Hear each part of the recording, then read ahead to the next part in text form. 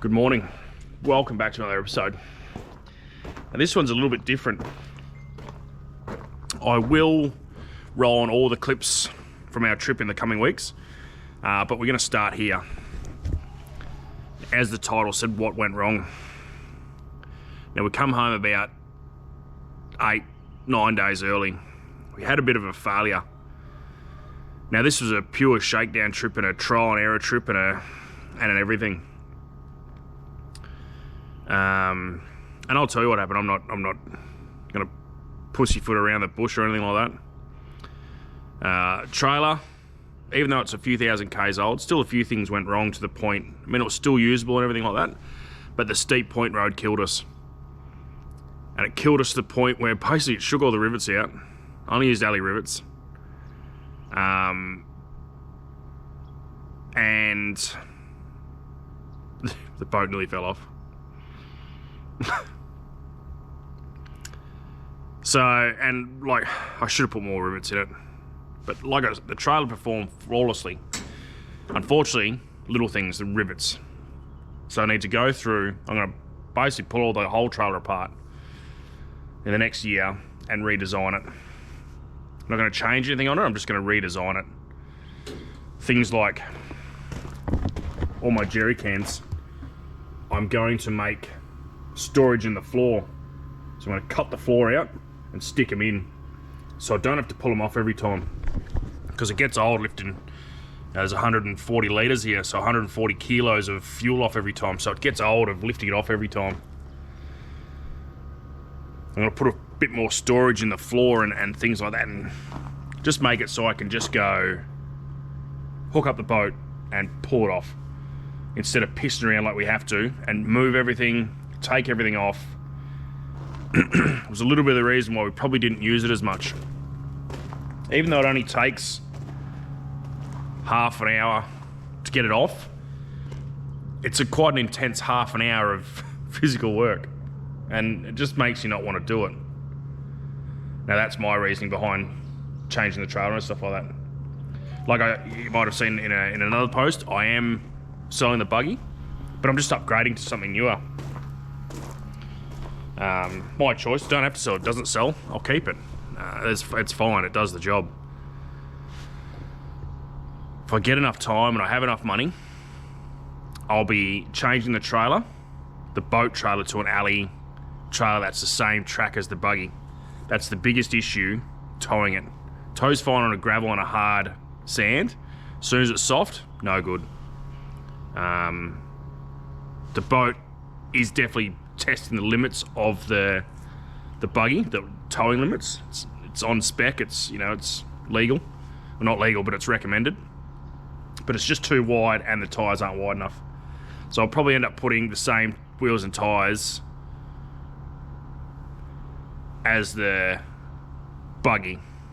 I know you can get 30-inch road registered tyres, but I'll just have to suss all that out. The ramps are quite heavy. They're probably a bit overkill. They're 3-ton rated ramps. So definitely a lot of overkill for what I need. Beck's just feeding the chooks. Run, Beck. Look at her. How sexy does she look in her pajamas? But I'm not going to change the ramps. What I am going to do is make them so they fold up. So I'm going to cut them in half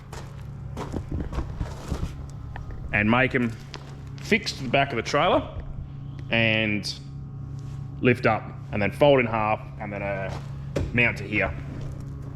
I think that's the only way to make it kind of easy to use, because it gets quite heavy lifting them on and off every time. And we did use the buggy quite a bit. I used it quite a bit to pull it off and go and check a track, see if we can get in there. That's where it come into its own. Bloody handy in that regard, especially when you're so long. Yeah, the length was a bit of a killer in a couple of spots we went to. Just couldn't get the trailer in. No trailer, the truck's fine. But the trailer, with the length of the truck, just made it a little bit sketchy to get into in some places. So that was like we went to Horrocks, and I forget the name of the camp, but there's a camp just out of town. And I was like, let's just pull the buggy off, go and have a look. And lucky we did, because we would have got in there and would have been bloody hard to turn around. Even though I built it so I could actually jackknife the trailer at a full 90 degree and basically do a full U-turn with the trailer. You can't do that with most vans and things like that, where this I did it like that. I'll have to, I want to change the compressor system in the trailer so I can basically pump up 8 tyres at a time. It's got a compressor, its own air system, but I'm going to upgrade it and make it all a bit better. There's just lots of things, lots of little things. So if I take this strap off, you can see all the rivets. They've all just busted the tops off just from a bit too much movement. So now the lock and load works brilliantly, but what I found is, because it's a boat and it's on a spring, kind of bounces a bit, it's just a bit too much movement for it. So I probably will put a tie down rail or a grab rail. That way we can run a couple of extra straps over. Works fine on the buggy because it doesn't, buggy's a bit more, what do they call it, secure. The boat's only got one point of tie down. A lot of little improvements, but overall it worked brilliant. I also am going to move the axles forward a bit. So I'm probably going to move them forward about 400, just to take the ball weight off. So I'll probably move the axles. So this is right at the back of the tyre. I don't know how well you can see that. Just to give it a bit more counterbalance. When I weighed it, the ball weight was quite heavy, like 430 kilos. So I'd like to take that 430 kilos and make it about, I think the trailer was 2.8, and make it about, 280, 250, thereabouts. Like I said, just trial and error. That way, I'm legal in everything I've done. Axle weights, ball weights, just to make it a bit balanced, a bit better. I noticed when I moved the tyres and the jack off the trailer, it has made it a bit better, like the ball weight a lot better, but I think it only took about 30 kilos off it. The truck performed flawlessly. No issues at all. We did blow an O-ring out of the aircon, and I rang them, and they're going to warrant it. It's only done 14,000 Ks now. So we did about 4,500 Ks in the trip all up. And it performed really well. Getting 25 litres to the 100 at 10.5 tonne. And I sit on 95. It's quite comfortable at 95. It'll do 100, no worries at all. It just feels comfortable at 95. I'm so glad we took the jacking legs. The amount of times I actually jacked it off, and yeah, so glad I took them. I wasn't going to. I'm so glad I did, and I'm so glad I've got that option. What we've worked out is 4 or 5 days in a town is plenty, and it's so good just to be able to go and off it comes. I put the video up. It takes 20 minutes, maybe 30. I will make that easier as well by adding some more points maybe here to stop the leg from twisting instead of using straps. But other than that, it worked flawlessly. I'll take you out here and I'll show you. Now the truck, the camper does have 2 75 litre water tanks, and I'm only using one at the moment.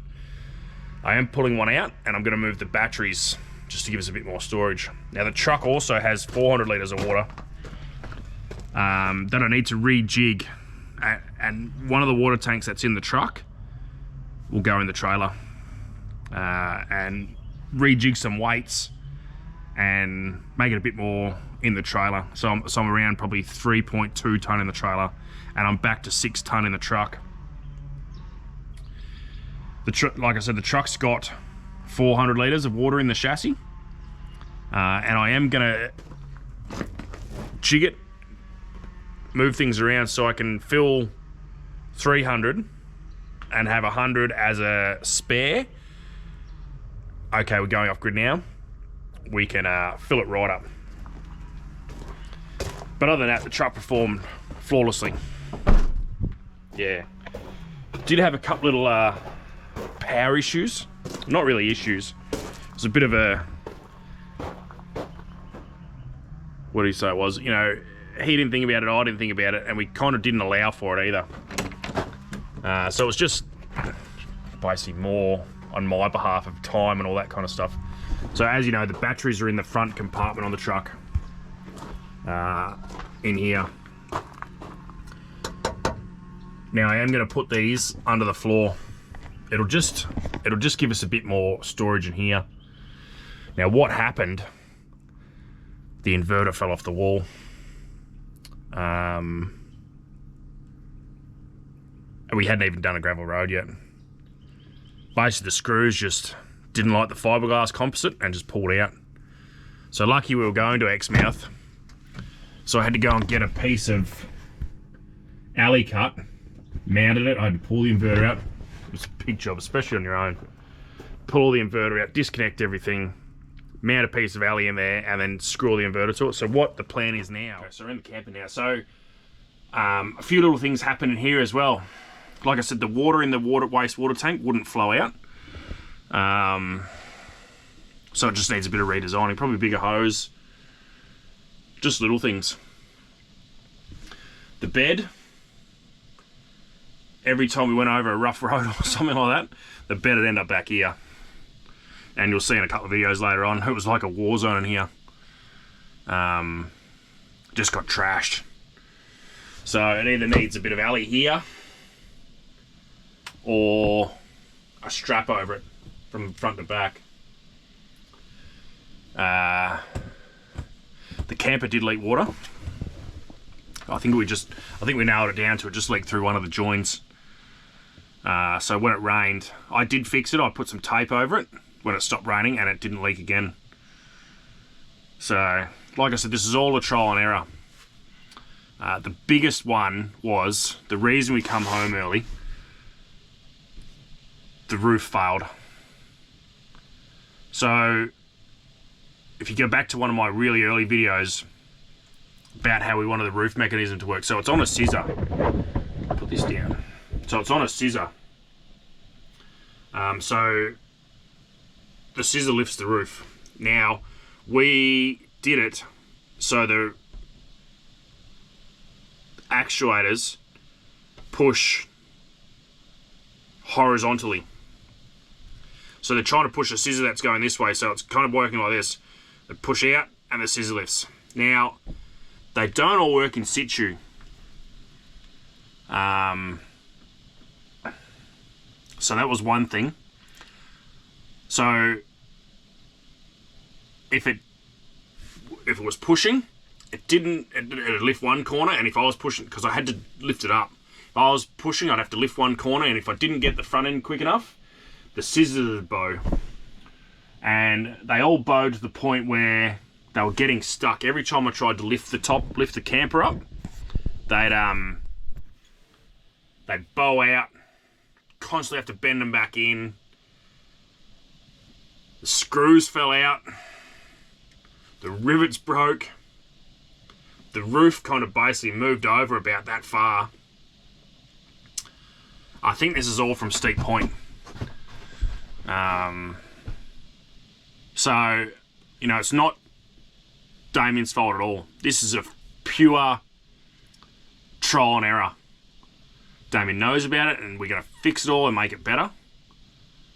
It's just a pain in the ass. Didn't plan on coming home, but it was just a pure shakedown trip. We're going to change the whole actuator system. The scissor system will stay the same, but we're going to change the actuators where they're going to be vertically. No, is that horizontal? Whatever. So they're going to be jacking this way instead of jacking this way. They just don't work well. We thought it would, but it was just too much pressure to get it going, and it was just kind of twisting all over the joint and it just didn't work. So that's just a pain in the bum. I'm not disappointed. I'm not anything. That's the only thing that happened, was the water and the roof.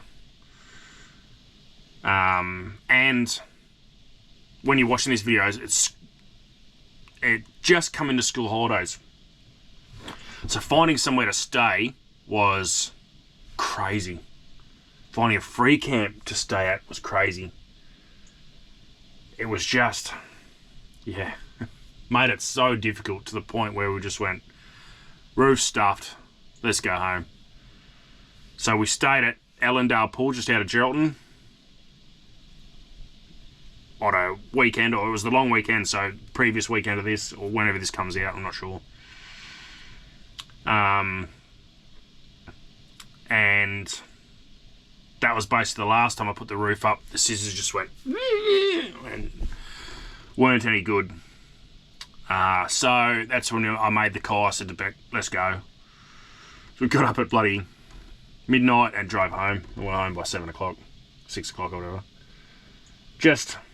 It was just a pain in the butt. And this van is so well insulated that it was freezing in here, like crazy cold.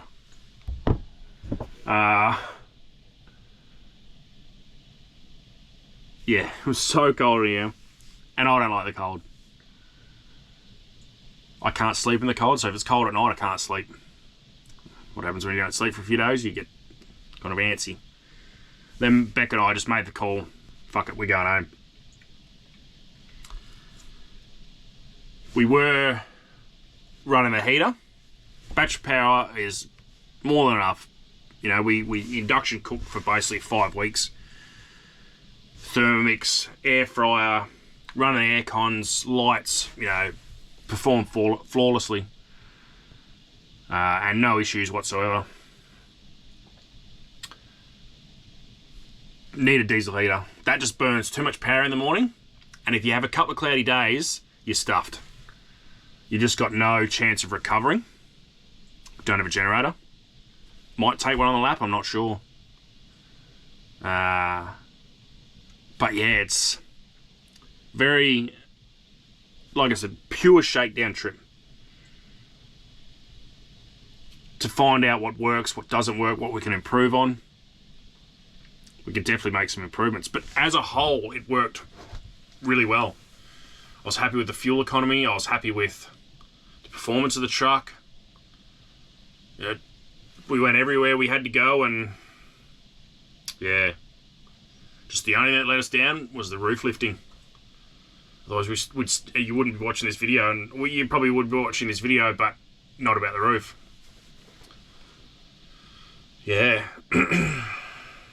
Definitely an eye-opening, and definitely something we have to plan for doing our lap. I did fix it on the road once, put screws in and whatnot.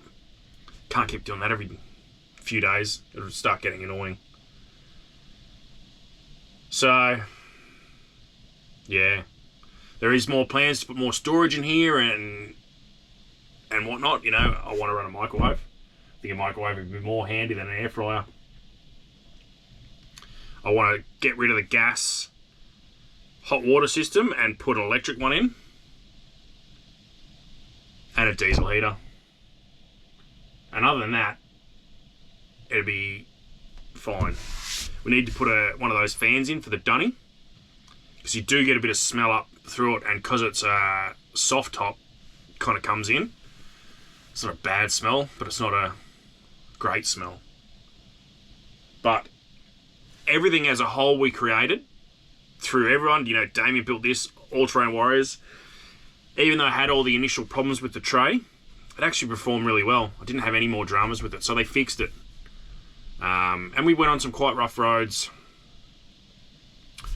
There are a couple of bolts loose in the tray, but I think from when they lifted it off the last time, I don't think they replaced the lock nuts on there. They put new ones, they just put the old ones back on, and you know what happens with a lock nut, rubber goes, blah, blah, blah, blah. So, yeah, there you have it. There's a bit of an insight to what broke. Now we've got basically a year to fix it. It's going to be a big year with some huge mods to that trailer. Some huge mods. Like, yeah, it's going to be a big year of reworks kind of thing. Camper's not that hard to fix. He's got all the bits. Just need to find time. We don't have any more trips planned for this year. Our plan now is to just work hard and fix everything that needs to be done. Do a couple little prep trips, make sure it's fine, and then we go on our big lap. So I guess there you have it. There's a bit of an insight to what probably a lot of people don't show you.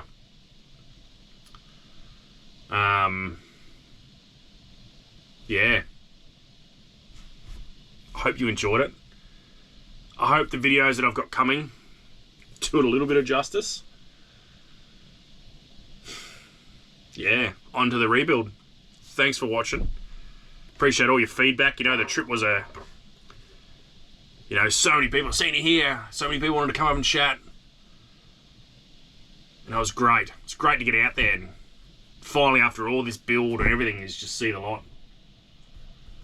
But now I'm just rabbling and ranting and raving and shit. So, thanks for watching. Appreciate all your support and your feedback and whatever else. We'll see you on the next adventure.